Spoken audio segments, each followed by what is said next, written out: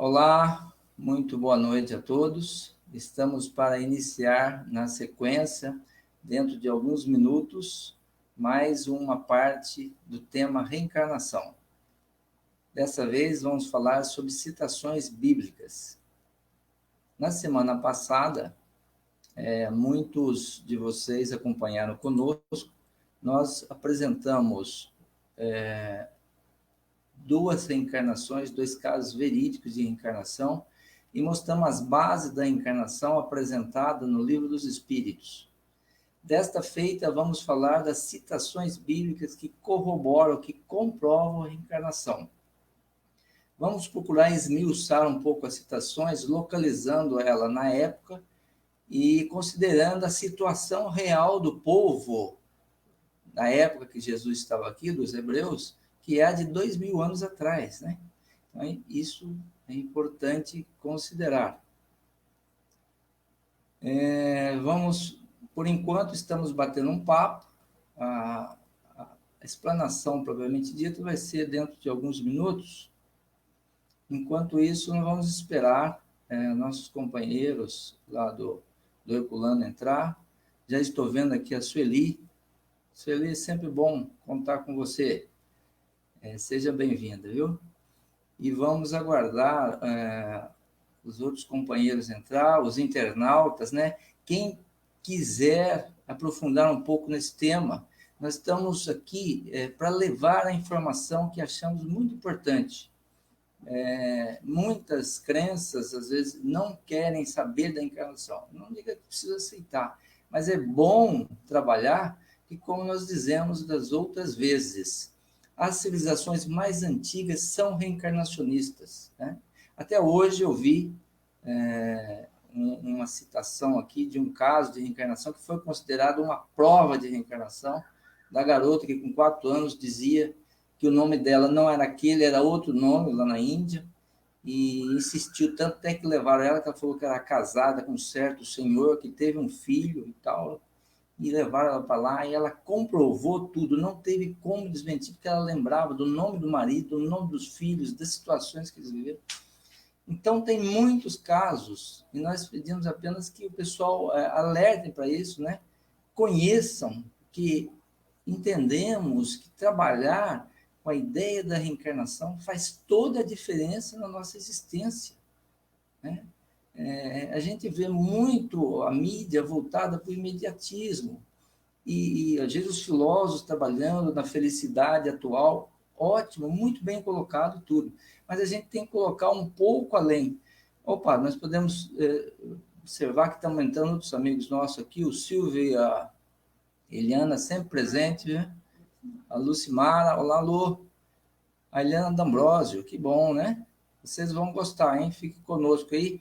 E eu estou pedindo para mim, se vocês tiverem alguém que tem algum amigo, se vocês tiverem um amigo ou algumas pessoas que interessam pelo tema, que possa interessar pelo tema, compartilhem no perfil de vocês, porque vai ser uma oportunidade muito boa para essas pessoas. Como eu falei, não temos a pretensão de converter ninguém. Nós estamos aqui discutindo as bases do cristianismo. O cristianismo é o que nos interessa, porque é a mensagem de paz, de amor, de luz para as nossas vidas. É a maior referência moral que nós temos, independente da crença. Independente da crença. O próprio Gandhi disse que se acabassem com todo o Evangelho de Jesus e mantivesse apenas o Sermão da Montanha, ainda assim teríamos um código de ética completo para nos orientar na nossa vida, na nossa escalada. Então, o cristianismo realmente é uma coisa que faz a diferença, que vem vencendo os séculos e esperamos que cada vez vença mais e nos ilumine e nos ajude, né, a progredir e a crescer. Nesse momento de crise, mais do que tudo, precisamos apegar numa crença, mas não é para fugir, não. É para mostrar que tudo está dentro da justiça e do amor de Deus, que está tudo certo, e que se Deus nos colocou nesse embate, certamente é para considerando a chance da nossa vitória e dos louros da vitória, né? Então, nós falamos um pouquinho antes, quem está entrando agora, entrou a Joana também, né, Joana? E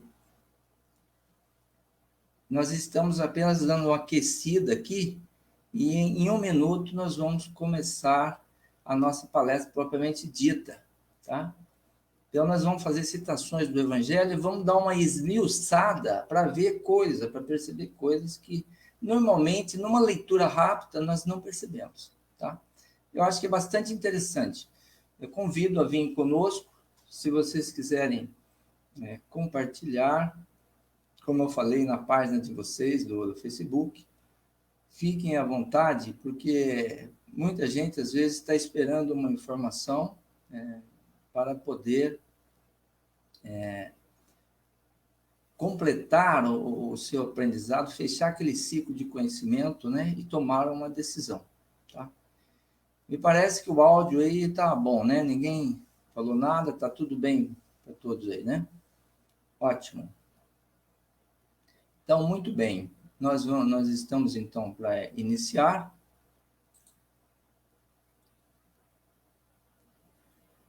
Já deu as 8 horas, né?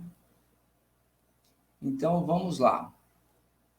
Como falamos anteriormente, o nosso tema hoje será reencarnação, a parte citações bíblicas, né?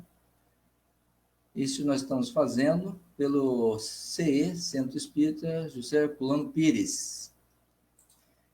E nós vamos começar fazendo uma colocação interessante para a gente embasar o nosso estudo daqui para frente. No Evangelho segundo o Espiritismo, nós vamos ver que, sob o nome de ressurreição, a reencarnação era uma das crenças fundamentais dos judeus e ela foi confirmada por Jesus e pelos profetas de maneira formal. Nós vamos procurar explicar esse fato, nós vamos procurar trabalhar essas ideias, pois no final, certamente, vamos tocar nesse assunto de novo. E lá no capítulo 4 do Evangelho, segundo o Espiritismo, tá que negar a reencarnação é renegar as palavras do Cristo. Você vê que é muito forte, né? Se formos ver, para falar isso, porque tem que ter muita confiança no que está falando, né? Vamos fazer mais uma vez a diferenciação importante. Embora os textos bíblicos falavam de reencarnação usando o termo ressurreição, nós entendemos que tem uma diferenciação que tem que ser considerada, tá? Ressurreição pressupõe a volta ao corpo do morto ou do cadáver, tá? O que a ciência mostra que é materialmente impossível, principalmente se o cadáver já entrou em composição e vai ser absorvido pelo solo, pela planta, pelos germes, e vai se transformar, vai desaparecer, né? Aí vale aquela lei, acho que é de Lavoisier, né? Na natureza nada se cria, nada se perde, tudo se transforma. Vai se transformar em outras coisas, né? Já a reencarnação, nós vamos considerar que é a volta do espírito em um novo corpo que materialmente não tem nada a ver com o anterior. Nós estamos dizendo materialmente, porque a gente vai ver que o perispírito que molda o corpo, ele traz as impressões dos espíritos nas outras vidas, né? Se ele machucou o corpo, se ele danificou o corpo em algum sentido, vai se manifestar de alguma forma no novo corpo, né? A lei é muito perfeita e muito abrangente, né? E vamos fazer, então, uma consideração importante também que normalmente não fazemos. Os judeus antigos, da época de Cristo, nós estamos falando de 20 séculos atrás, 2000 anos, tinham ideias muito imperfeitas e limitadas com relação às ciências físicas. E acreditavam que a vida havia começado na água. Aliás, essa teoria, praticamente, a ciência moderna prova que tudo indica que realmente a vida começou na água e depois foi para a terra. Nesse sentido, está correto, né? Se a gente for ver na Gênese, começa dizendo que o Espírito de Deus pairava sobre a água, né? O Espírito de Deus e fez a terra, afastou-se a água e fez a terra. Então, tem muitas citações na Gênesis que mostra que a vida teria começado realmente pela água. Se formos ver a formação do mundo, tem muita lógica por trás disso também, né? E devemos considerar também a dificuldade de abstração daquele povo na interpretação das passagens dos evangelhos, tá? Então, quem? Olá, nosso amigo Jefferson, seja bem-vindo também, viu? Estamos iniciando aqui. Então, devemos considerar também a dificuldade que esse povo tinha de abstração. Gente, às vezes a gente não consegue voltar no tempo e ver a situação, mas imagine bem, há 500 e poucos anos atrás, Pedro Álvares Cabral estava portando no Brasil e encontrando uma terra não totalmente sem civilização, né, só formada de indígenas, e eles usaram instrumentos rudimentares, achavam que a terra era plana, tinham medo de vir no mar e cair no abismo, né? Eles achavam que as águas caíam num determinado abismo. Então, isso há 500 anos atrás. Agora joga 1.500, 2.000 anos. Então, a capacidade de compreensão das coisas, de abstração, era muito pior. Tanto é que Jesus quase sempre tinha que falar por parábolas, e usando as situações rotineiras, né? As coisas do trabalho, da vida rotineira de todos. Vamos lembrar mais uma vez que muitas vezes a pessoa tem dificuldade para entender como é que funciona esse negócio de separar o corpo, voltar em outro corpo, né? Na verdade, a grosso modo, nós somos natureza tríplice, né? Nós somos corpo de matéria, que é o da direita, nós somos o perispírito, que é uma matéria quintessenciada, muito mais sutil, e temos à esquerda o espírito, que esse é a nossa essência, né? Ou alma, né? E o conjunto dos três é que faz o homem, ou a mulher, né? Para nós, as mulheres não ficarem aí se sentindo ultrapassadas ou chateadas, né? Então, nós somos esses três. Então, a pessoa fala, mas, pô, eu não entendo, morreu, como é? Morreu, acabou. Acabou o corpo. O que é o corpo? É um veículo apenas. É um instrumento que nós lidamos com a matéria. Olha como é que fica mais fácil. Esse do meio, que é o perispírito, ele traz a moldura do corpo. Ele traz o formato do corpo. E a nossa essência, onde está a sede do sentimento, da mente, é o espírito, propriamente dito. Quando decompõe o corpo sucumbe, falha o corpo, ele morre, a alma ou o espírito e o perispírito vão constituir o espírito propriamente dito. Então, quando nós falamos espírito, nós constituímos ou consideramos o espírito, a essência, que é uma luz, é um negócio muito sutil, que esse não dá para a gente avaliar o que é, e o perispírito. E nas aparições, nas situações mediúnicas que acontecem, quem se manifesta é o perispírito. Então, o perispírito é a sede da mediunidade, né? Você pode... Isso é muito interessante, porque eu já falei isso, nós estamos falando por cima. É muito complexo. Porque quem viveu muitas vidas, você pode evocar o espírito que acabou de desencarnar, ele vai se mostrar com a aparência que ele tinha quando encarnado na última encarnação. Mas se você o evocar há 2 séculos atrás, ou 3, quando ele teve outra vida, ele vai voltar com aquela aparência, porque ele é moldável. É como se ele carregasse um outro programa, um outro software daquela época, e ele se molda, né, para aquela situação. Então, se foi pirata, vai aparecer em traje de pirata. Se foi um soldado, um guerreiro, vai aparecer com lança, com escudo. Se foi um comerciante, aí vai para frente, né? Prossigamos, então. Tudo isso é um embasamento que nós estamos fazendo para... Vamos lembrar mais uma vez, né? Quando a gente vê as disparidades, as aparentes injustiças do mundo, Não tem como a gente explicar se a gente for considerar a justiça e a imparcialidade de Deus, se for considerar uma vida só. Então, a reencarnação explica tudo isso. Nós voltamos ao mundo baseado no que nós produzimos nas outras vidas, especialmente na vida passada. Então, aí que está a atenção, né? O importante de nós considerarmos isso.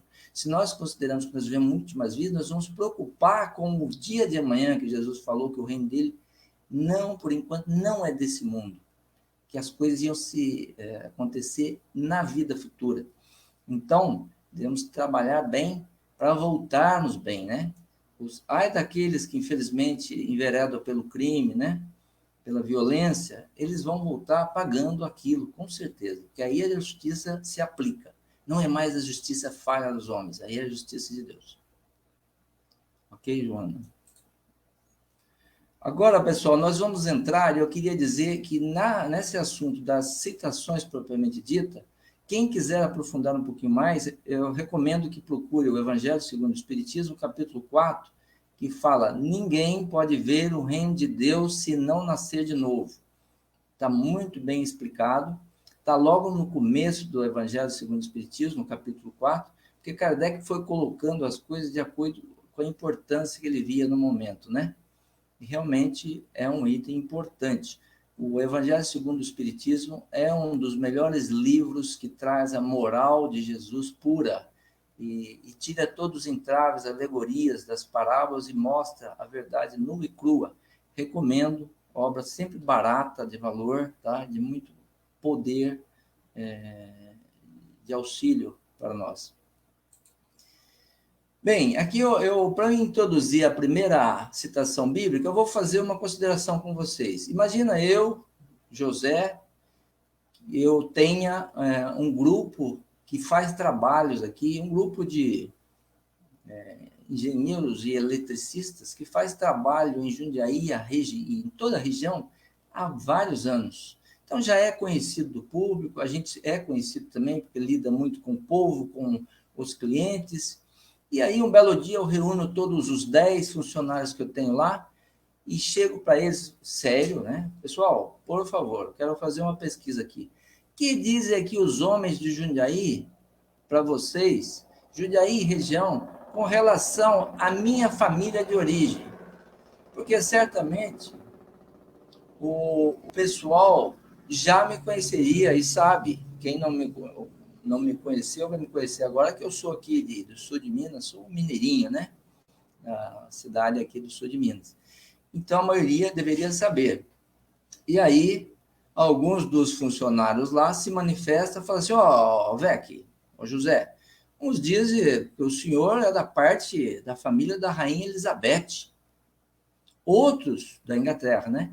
Outros dizem que é da família dos Kennedy, lá dos Estados Unidos. E outros que é dos czares lá, da família dos czares da Rússia.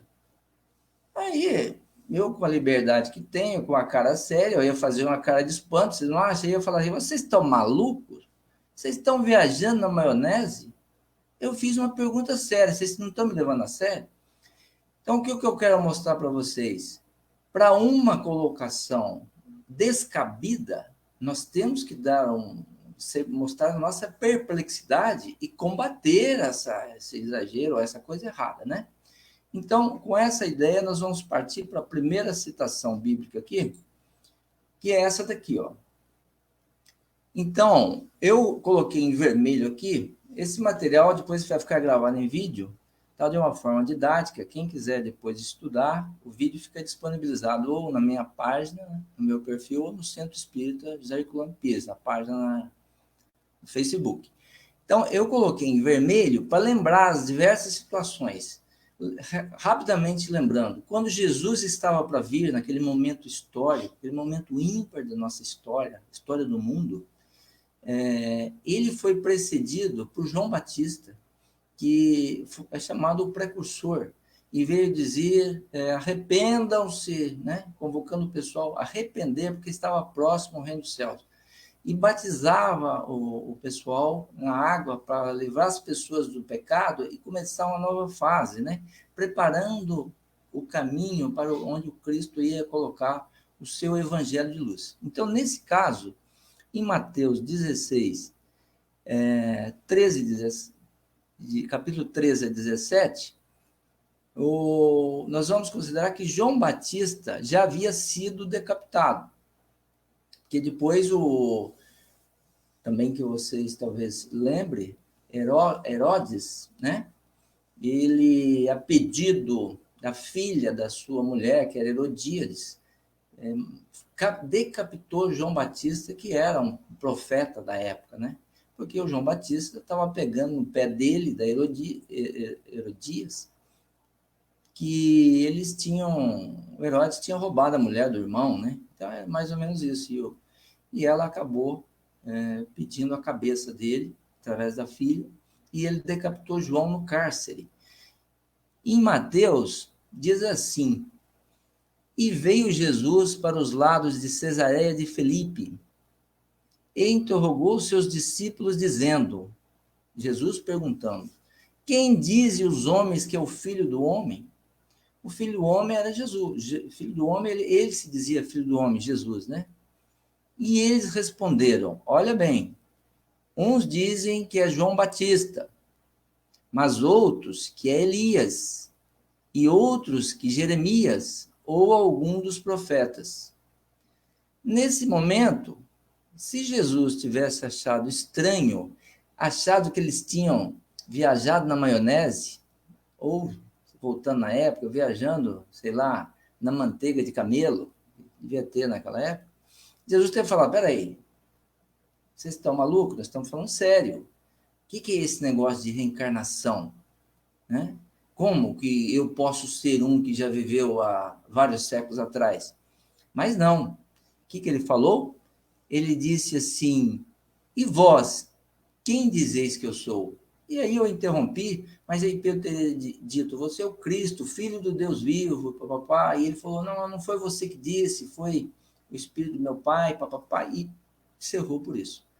Então, comparando com o José aqui, que fez a pergunta para os funcionários, e os funcionários deu uma resposta sem cabimento, nós vamos ver que Jesus acatou o que os espíritos falavam. Então, o que se supõe disso? Que Jesus não perdia tempo de dar lições e corrigir as coisas erradas, né?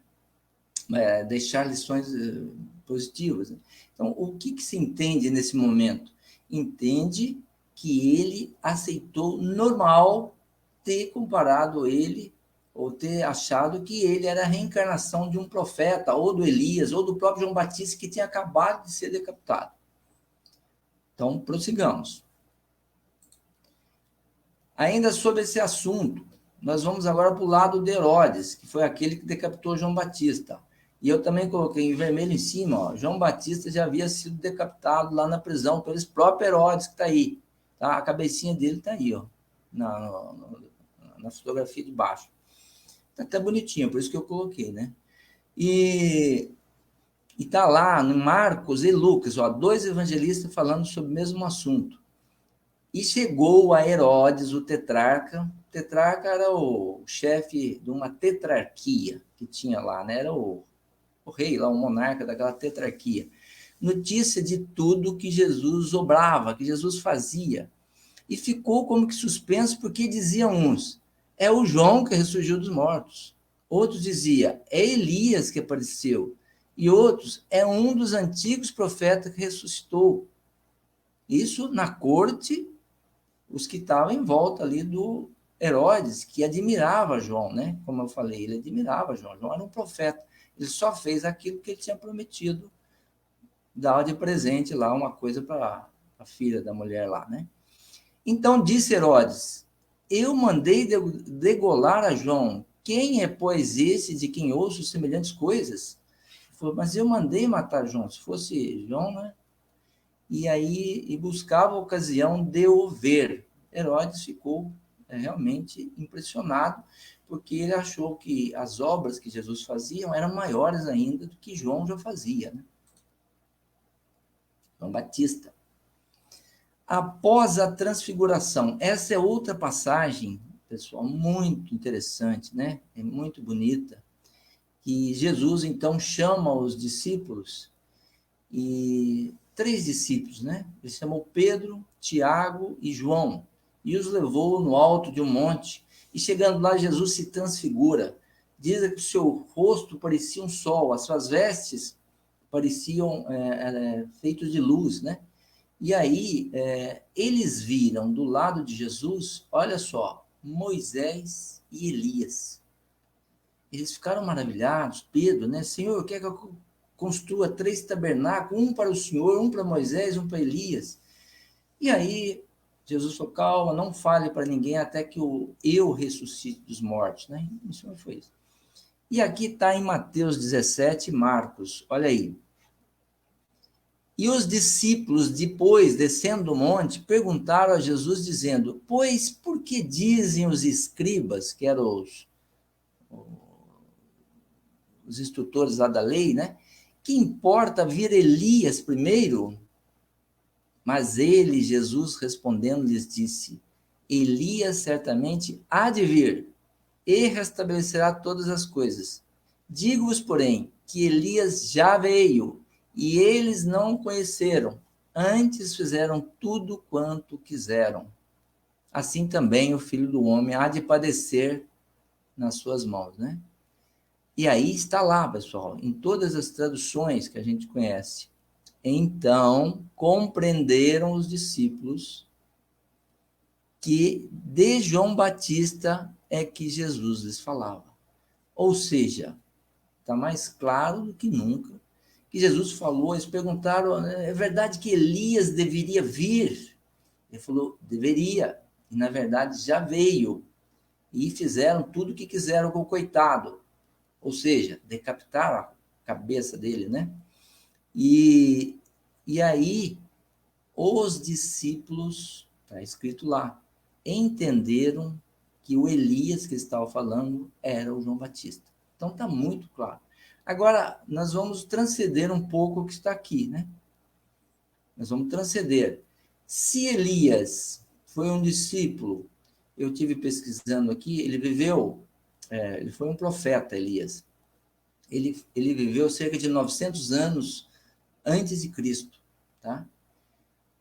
E depois, ele reencarnou como João Batista para fazer a preparação do caminho de Jesus e foi decapitado e estava agora ali conversando com Jesus no Espírito. Nós estamos vendo 3 fases do mesmo Espírito. O Espírito Elias, quando ele foi profeta, quando ele reencarnou como João Batista e agora ali falando com Jesus, já no mundo espiritual. Então também, quem não quiser entender, é porque não quer, né? Porque eu vou dizer algumas contradições que eles falam, né? Como é que chama essa palavra quando você vai contra uma... Hã? Essas argumentações, alguém fala assim, mas é que Elias não morreu.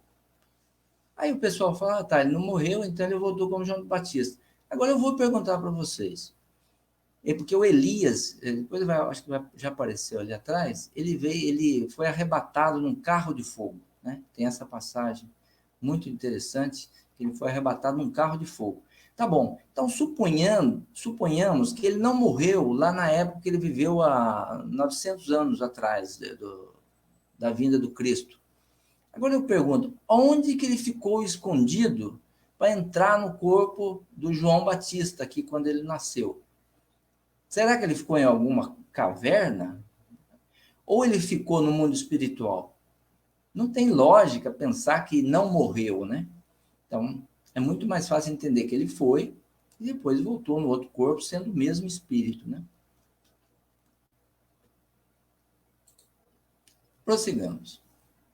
Aqui que aparece o carro de fogo do Elias, lá do lado direito, ó.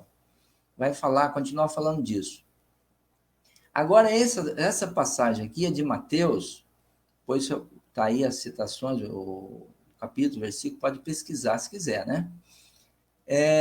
Jesus, no capítulo, ele está falando da grandeza do profeta João, que ele está dizendo dos filhos nascidos de mulher da época, que não tinha nenhum maior do que João Batista. Isso Jesus está estava enchendo a bola daquele profeta que veio preparar o caminho dele.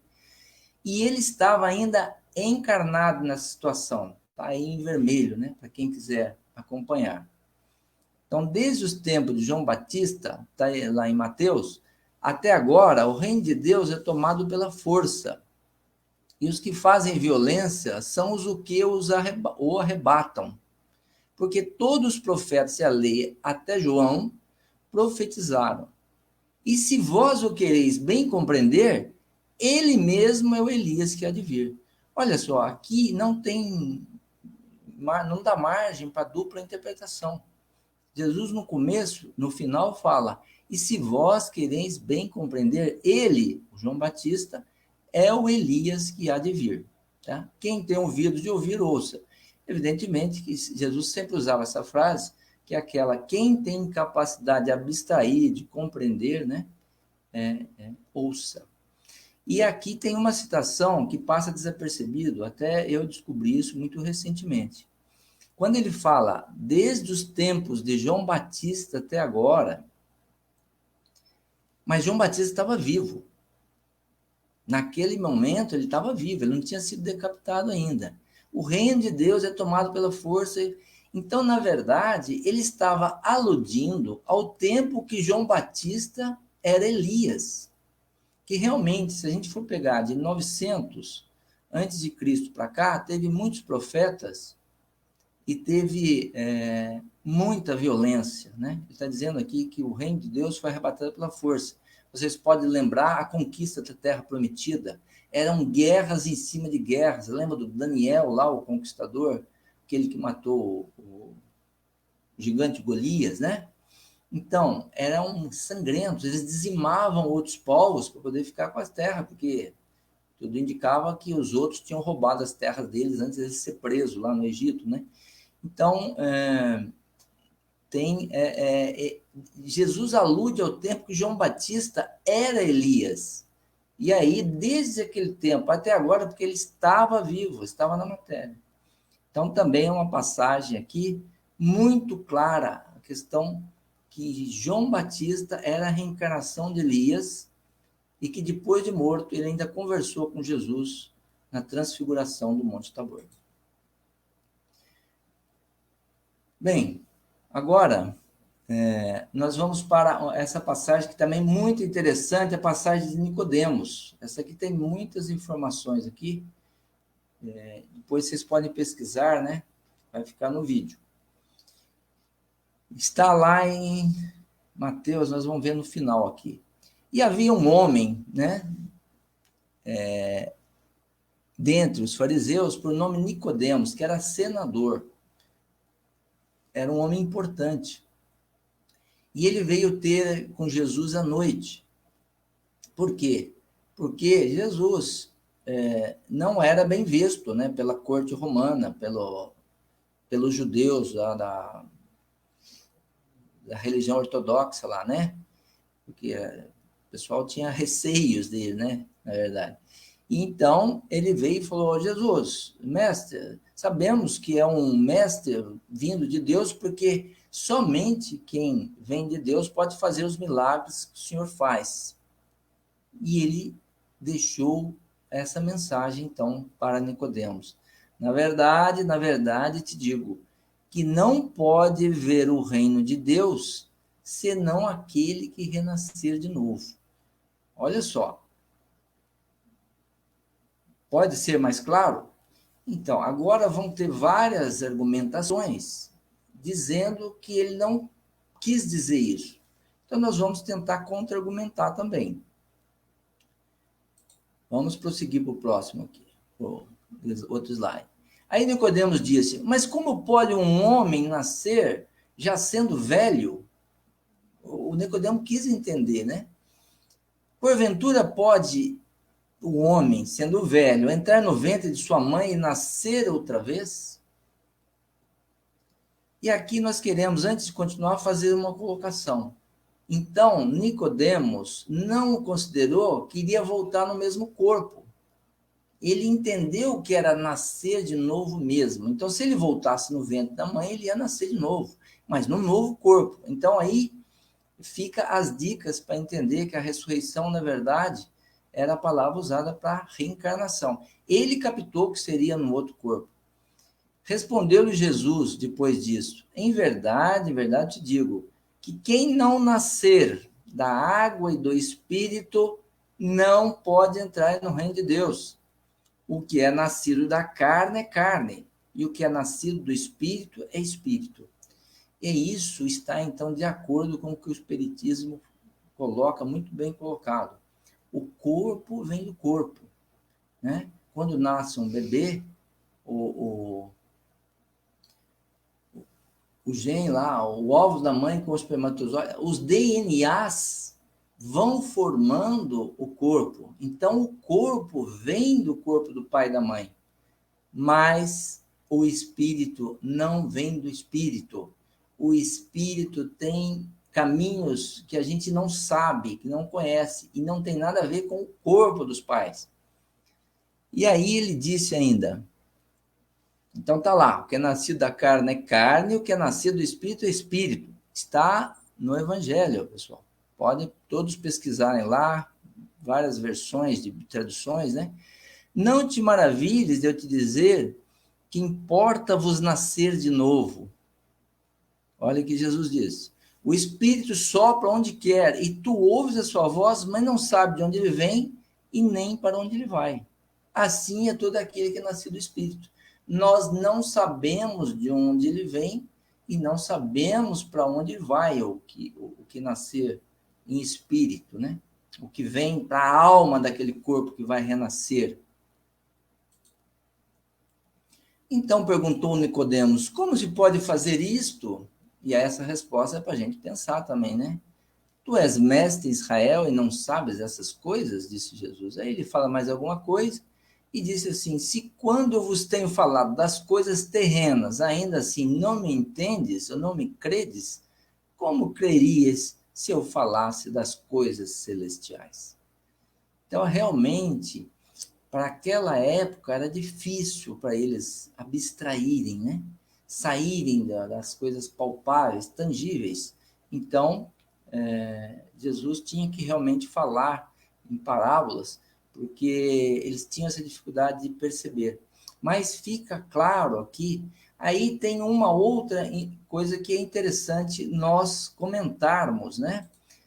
Muitos dizem para desfazer ou fazer, desmerecer a ideia espírita da reencarnação, que quando ele fala quem não nascer da água e do espírito, eles estão dizendo pelo batismo. Gente, essa é uma abstração que o pessoal lá não estava preparado para fazer. E aí vem aqui a explicação que Kardec coloca no Evangelho, no segundo o Espiritismo, capítulo 4, e que é perfeitamente compreensível.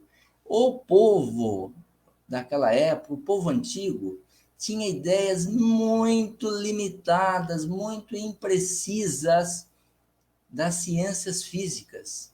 E eles acreditavam que a Terra veio da água, como nós estávamos falando.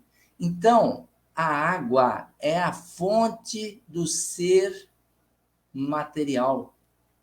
E aí fica muito claro, Jesus usou a linguagem deles.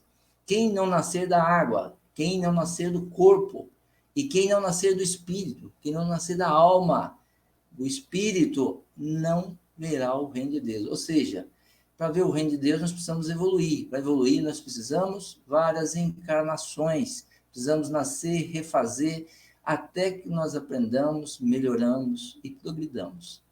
Então, fica muito claro que não tem a ver com o batismo. O batismo era feito por João Batista na época, e alguns discípulos faziam batismos, que Jesus mesmo não fazia, né? O batismo em água. Mas certamente que não era essa ideia que eles quiseram passar aqui.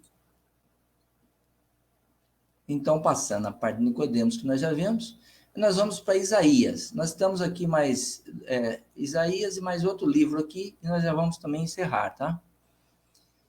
Em Isaías, capítulo 26, versículo 19, que é outro profeta, né, muito conhecido, muito famoso, aliás, ele predisse, né, fez muitas premonições a respeito da vinda de Jesus, há séculos antes, né? Ele veio também preparando que viria o Cordeiro de Deus, né? Muito interessante. Está lá uma passagem do Isaías que diz assim: os teus mortos viverão, viverão, futuro. Os meus, a quem tiraram a vida, ressuscitarão.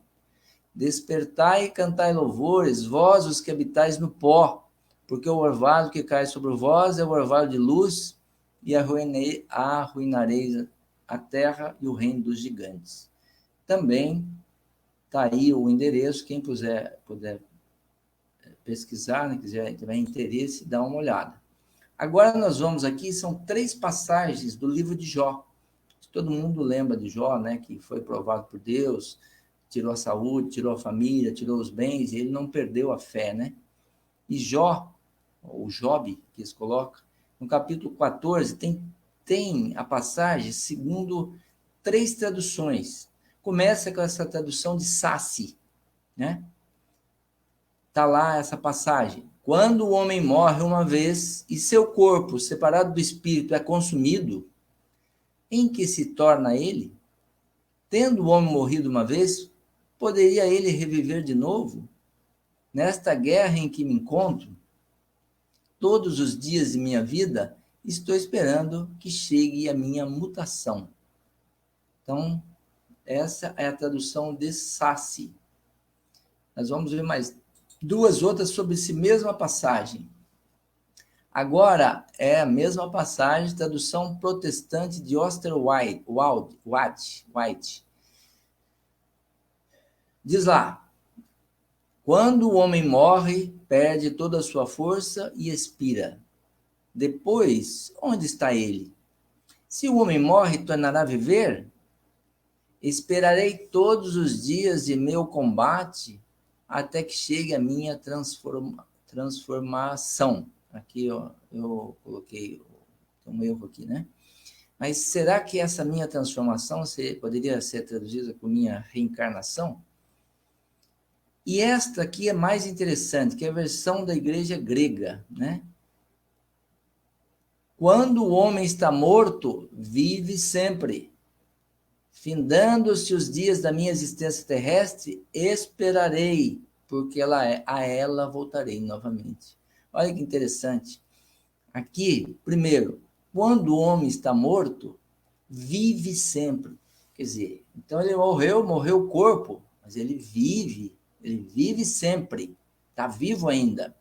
Findando-se os dias da minha existência aqui na Terra, quando entregar meu corpo à Terra, esperarei, porque a ela voltarei novamente. É mais ou menos como se dizer assim, gente, estou indo embora aqui da carne, da terra, do meu corpo, e voltarei outro dia, voltarei depois. Então, também são provas bem concretas, né? Quem quiser trabalhar vai ver que dá sustentação, sim, para reencarnação, a ideia da reencarnação. Tudo isso nos leva a perceber que a reencarnação ela conduz à ideia de múltiplas existências. Ou seja, nós já vivemos antes e vamos continuar vivendo depois da morte do nosso corpo. Isso, como eu falei, faz toda a diferença, né? Porque todas as anomalias, todas as situações passam a ser justificadas, né? Pelo que nós levantamos no começo. E aqui, para finalizar, pessoal, estamos finalizando, nós temos aqui a passagem do capítulo 4 do Evangelho segundo o Espiritismo, item 16. Eu coloquei aqui, desculpa o termo, total, né? Do jeito que está lá. Está lá. Não é, pois, duvidoso que, sob o nome de ressurreição, o princípio da reencarnação fosse uma das crenças fundamentais dos judeus e que essa crença foi confirmada por Jesus e pelos profetas de maneira formal. De onde se segue, essa é a colocação do Evangelho segundo o Espiritismo, que negar a reencarnação é renegar as palavras de Cristo. Suas palavras um dia constituirão autoridade sobre esse ponto, como sobre muitos outros, quando forem meditadas, sem partidarismo. É que eu falei. Muitas vezes o pessoal não trabalha a ideia da reencarnação porque não é divulgada dentro da sua igreja. Eu falei assim, eu acho que nós precisamos expandir as ideias, porque ainda sou daquela passagem de João, confio naquilo, o que Jesus premeditou. No final, haverá um só rebanho, um só pastor. E nós vamos ter que acabar aproximando, tirando as nossas diferenças, aparando as arestas, até que cheguemos ao conhecimento real dos ensinamentos de Cristo, e então estaremos todos unidos, né? Então, eu acho que o conhecimento é importante. Tem a passagem de Paulo que diz, tudo lhe é lícito, nem tudo te convém. Então, nós temos que analisar tudo. A ciência está aí hoje nos dando um apoio, né? A filosofia, as artes, tudo nos dá um apoio muito positivo e nos facilita a entendermos muitas coisas, né, que no passado seriam praticamente impossível de entender. E ainda no item 17 desse mesmo capítulo, está lá escrito, também eu estou reproduzindo praticamente todo.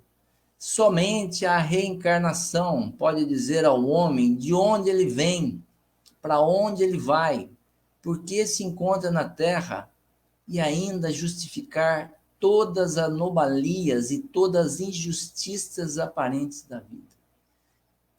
Bem colocado, aparentes. Porque o que nós achamos que é injustiça de Deus é simplesmente a sua lei de causa e efeito, a sua justiça muito bem aplicada, né? Depois, sem o princípio da pré-existência da alma e da pluralidade das existências, a maior parte das máximas do Evangelho são ininteligíveis e por isso tem dado motivo a interpretações tão contraditórias. Se considerarmos a reencarnação, a vida futura, todo o Evangelho, as palavras de Jesus ficam muito mais acessíveis, compreensíveis. E o Espiritismo coloca isso muito bem colocado, sem alegorias, sem figuras, sem ocultismo. Então fica fácil de entendermos a moral, a lógica da moral de Cristo. Este princípio, então, é a chave que deve restituir-lhes o verdadeiro sentido. A quem? Ao Evangelho do Cristo.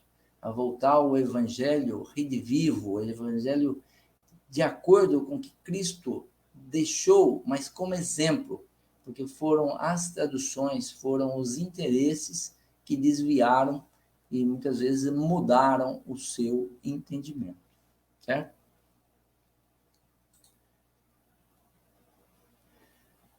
E aqui eu coloquei uma figurinha, mas é já para dar o fim, tá?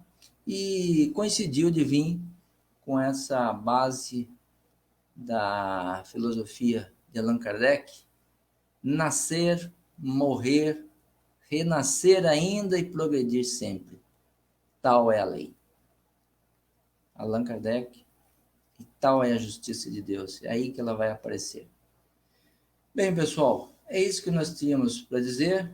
Se alguém quiser manifestar alguma dúvida, fazer alguma pergunta, eu tenho percebido o seguinte, ou eu sou muito bom, que eu duvido, ou eu não consigo explicar direito, porque eu não suscito dúvida a ninguém, né? Mas se quiserem, fique à vontade. Se a gente não puder responder imediato, a gente pesquisa e coloca também, né? Então, fica aí a questão. Agora eu convido a todos, quem quiser, quem separou a água, né? Quem separou a água, possa ir, então, a Joana já baixou, tá me assistindo cada vez melhor aqui, hein, Joana? Vamos fazer uma vibração aqui e vamos encerrar. Vamos deixar o nosso vídeo aí. Volto a dizer, se acharam interessante, quem puder, compartilhe, pessoal. Eu acho que tem, às vezes, muitas pessoas que já conhecem, muitas pessoas que não concordam, a gente aceita, e muitas pessoas que estão esperando aparecer a oportunidade de entender. Então, eu fiz com muito carinho, eu estou aprendendo junto também, mas eu tenho certeza que pode ajudar outras pessoas.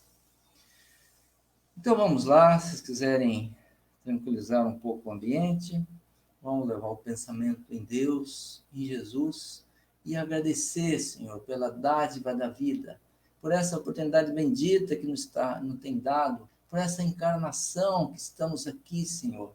Nós sabemos que nem todos puderam ainda vir para cá, para essa dádiva, para essa bênção. Existem filas e muitas vezes não estão preparados para voltar. Sabemos que a vida aqui não é fácil, não é não, mas quanto mais difícil, Senhor, melhor a lição e mais vamos sair daqui preparados e mais próximos da felicidade que o Senhor reserva aos seus eleitos. Então, Senhor, continue cuidando da gente, tendo paciência com as nossas ingratidões, com nossos desvios, com a nossa falta de carinho, de amor, com a falta de religiosidade, que esquecemos muitas vezes que somos seus filhos, esquecemos de Jesus, que veio, que saiu dos altos do paraíso, dos altos da espiritualidade, para se encarnar aqui e trazer essa mensagem que demora tanto para se implantar. Então, que ela possa cada vez mais encontrar eco no nosso coração, no nosso entendimento, e ela nos ajude, Senhor, a realmente nos respeitarmos, nos ajudarmos, nos entendermos, sermos gratos a todas as oportunidades que dá. Especialmente nessa crise, Senhor. Nós sabemos que o Senhor não coloca ombros fracos para carregar fardos pesados, Senhor. Certamente que o Senhor está nos testando aqui é porque nós estamos preparados para isso. E o Senhor confiou na nossa capacidade. Então, nos dê força, nos dê coragem, nos dê ânimo para que vençamos e restraímos e possamos extrair a lição e fazer disso um momento de glória e de avanço mais para frente. Pedimos, Senhor, a todos que nos ouvem, possam receber a sua paz, o seu amor, o seu entendimento no coração. Todas as famílias possam se sentir abraçadas pelo seu amor, pela sua presença, pela sua luz. Que percebam que a reencarnação é a maior prova da sua justiça. O Senhor não condena ninguém, que mesmo aquele, o mais vil, o mais desgraçado, o mais criminoso, esse também vai ter chance no seu reino, porque o Senhor vai simplesmente fazer voltá-lo e repetir a lição quantas vezes forem necessário. É bem provável, Senhor, é bem certo, que se pudermos seguir os caminhos mais retos, a gente vai ter também menos dissabores. Então, que a gente possa entender e caminhar à frente. Olhe pelo nosso Brasil, Senhor, pelo mundo, para esse momento que passa, pelos governantes, pelas pessoas que tomam decisão, pelo pessoal da área de saúde, pelos médicos, pelos enfermeiros, por todos aqueles que estão lidando com o Covid, Senhor. Que eles possam receber a sua recompensa do seu amor, da sua força, da sua saúde, da sua luz. Que abençoe todos, que fortaleça todos na sua paz e no seu amor. E que consigamos seguir em frente, Senhor. Na certeza que vamos sair dessa, sim, e que tenhamos a paciência de esperar, porque vai passar e vamos ficar melhores. Muito obrigado, meu Deus, muito obrigado, Jesus, muito obrigado a todos. É assim, sim.